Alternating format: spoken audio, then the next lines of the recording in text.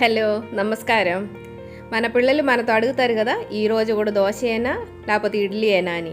అలాగే మా చిన్నప్పుడు మేము అమ్మ వాళ్ళతో అడిగేది, ఈరోజు కూడా పుట్టేనా అమ్మ అని. అలాగే రోజు అలవాటు అయిన ఒక టిఫినే ఇది. కేరళలో వారానికి ఒక 4 టైమ్స్ అయినా చేస్తారు. చాలా హెల్తీ ఐటమే, ఒక చుక్క ఆయిల్ కూడా వాడుకోకుండా చేసుకోవచ్చు. ఇలాంటి పుట్టు మేకర్లోనే పుట్టు చేస్తారు. నేను Divya, welcome back to orange oven. నేను ఈరోజు ఈ రెడ్ రైస్తో పుట్టు చేయబోతున్నాము. చాలా ఈజీగా చేసుకోవచ్చు. మామూలు వైట్ రైస్తో కూడా చేసుకోవచ్చు. ఇది కేరళలో అన్నం వండుకునే రైసే. ఇది చాలా టేస్టీగా ఉంటుంది. ఎక్కువ రిస్క్ ఏమి ఉండదు. నేర్చుకునే వాళ్ళకి తొందరగా ఈజీగా చేసుకోవడానికి బాగుంటుంది. ఇలా ఉంటుంది రైసు.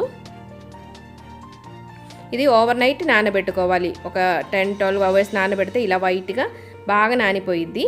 ఇప్పుడు మంచిగా వాష్ చేసుకొని, నేను ఆల్రెడీ వాష్ చేసుకొని నానబెట్టుకున్నాను. ఇంకొకసారి వాష్ చేసుకొని వాటర్ని మంచిగా డ్రైన్ చేసుకొని ఒక స్ట్రైనర్లో పెట్టుకోవాలి. వాటర్ పూర్తిగా పోవాలి, లేకపోతే పొడి అవ్వదు.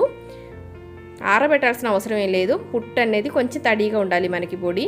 అందుకని ఇలా కొంచెం చిన్న జార్లో వేసుకొని కొంచెం కొంచెం వేసుకొని మంచిగా పొడి చేసుకోవాలి. పొడి అంటే మరీ ఫైన్ పౌడర్ అవ్వదు. ఈ రైస్ ఫైన్ పౌడర్ అవ్వదు, అలాగే అవ్వాల్సిన అవసరం కూడా లేదు. జస్ట్ మనం మిక్సీలో వేసి ఒక 1 మినిట్ బీట్ చేస్తే చాలు. ఇలాగా అవుతుంది. కొంచెం క్రష్ అయినట్టు, కొంచెం బరకగా ఉంటుంది. పౌడర్ అనేది అవ్వకుండా ఇలా ఉంటే చాలు. తడిగా ఉండదు, అలాగే ఇలా సాఫ్ట్గా ఇలా ఉండదు. మొత్తం పొడి చేసేసాను. దీంట్లోకి కావాల్సిన ఉప్పు వేసుకోవాలి. ఇలా చూసారు కదా, ఇలా ఉంటుంది పొడి అనేది. పుట్టు పౌడర్ ఎప్పుడు కొంచెం బరకగా ఉండాలి. నేను కొబ్బరి తురుము కూడా క్రష్ చేసి పెట్టుకున్నాను. దీనిలోకి కావాల్సిన ఉప్పు వేసుకోవాలి. ఈ తడి అనేది చూసుకొని కావాలంటే ఇంకా కొంచెం వాటర్తో తడుపుకోవాలి. ఆల్మోస్ట్ తడిగానే ఉండదు. ఇంకా కొంచెం తక్కువ అయితే ఇంకా కొంచెం వాటర్ పోసుకొని తడి చేసుకోవచ్చు. ఇలా లైట్గా వాటర్ చల్లుతున్నాను. మొత్తం ఒకసారి మిక్స్ చేసుకున్న తర్వాత మనం చేతితో ఇలా ప్రెస్ చేసుకుంటే బౌల్ లాగే అవ్వాలి. ఇలా జస్ట్ ఒకసారి ప్రెస్ చేస్తే ఇలా బౌల్ అవ్వాలి. జస్ట్ ఇలా నలిపితే అది మళ్ళీ పొడి అవ్వాలి. అదే దాని కరెక్ట్ టెక్స్చర్ అనేది. ఇలాగా పుట్టు కుట్టి అంటారు దీనికి. పుట్టు మేకర్ అని మనం ఆన్లైన్లో దొరుకుతుంది. ఈ పుట్టు మేకర్లో పుట్టుని స్టీమ్ చేసుకోవడమే. ఒక 5 మినిట్స్లో పుట్టు రెడీ అయిపోయిద్ది. పుట్టు అసలు అనేది ఇలా ఉంటుంది. దీంట్లో వాటర్ పోసుకోవాలి. ఎక్కువ వాటర్ అవసరం లేదు, హాఫ్ వరకు చాలు. ఇలాగా కనెక్ట్ చేసుకోవాలి. ఇది ఇంకో ఒక పుట్టు మేకరు. ఇది కుక్కర్ పైన మనం పెట్టుకోవాలి. ఇలా చిన్న సైజులో ఉండదు. ఇది చిరట పుట్టు మేకర్ అంటారు. మన కొబ్బరి చిప్ప ఉంది కదా, కొబ్బరి చిప్పలో పాతకాలంలో పుట్టు చేసుకునే వాళ్ళు. ఈ పైప్ ఉంది కదా, ఇదే కుక్కర్ పైన ఎయిర్ వెంట్ మీద పెట్టుకోవాలి. ఎయిర్ వచ్చే పైప్ ఉంది కదా, దాని మీద పెట్టుకోండి. ఈజీగా పుట్టు రెడీ అయిపోయిద్ది.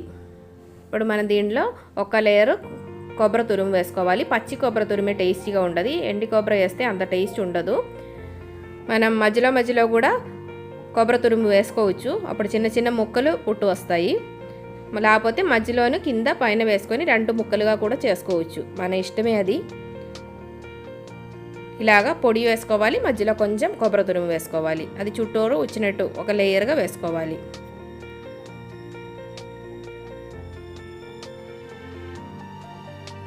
ఇప్పుడు ఇది పైన దాకా వేసేస్తున్నాను.